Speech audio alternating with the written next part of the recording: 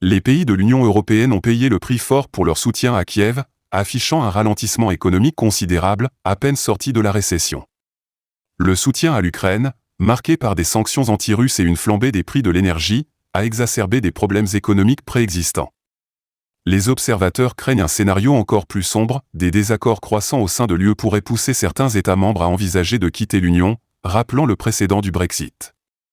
Une telle issue pourrait précipiter l'effondrement du bloc et de la monnaie unique, bien que la plupart des analystes estiment ce scénario peu probable pour le moment. Cependant, des processus économiques dangereux sont en cours, et leurs conséquences à long terme restent incertaines. Les locomotives de l'UE, à savoir l'Allemagne et la France, sont tombées dans une récession technique à la fin de 2023, entraînant le reste de la zone euro dans leur sillage. Les sanctions imposées à la Russie ont eu un effet boomerang sur les économies européennes. Le coût de l'énergie a grimpé en flèche, frappant durement les secteurs industriels et augmentant les charges pour les ménages.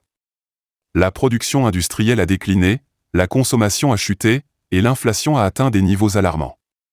La politique monétaire incertaine de la Banque centrale européenne, BCE, n'a pas suffi à rassurer les marchés, et l'économie de la zone euro s'est contractée pendant 2 trimestres consécutifs.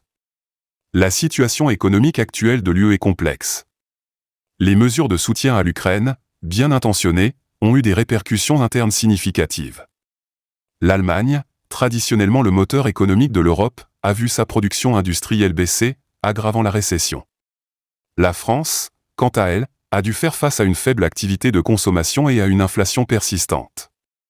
Ces problèmes économiques ont mis à l'épreuve la solidarité au sein de l'Union européenne, soulevant des questions sur la viabilité à long terme de certaines de ses politiques communes. Les tensions internes se manifestent de plus en plus. Des pays comme l'Italie et la Grèce, déjà fragilisés économiquement, ressentent fortement les effets de la crise énergétique et des sanctions anti-russes.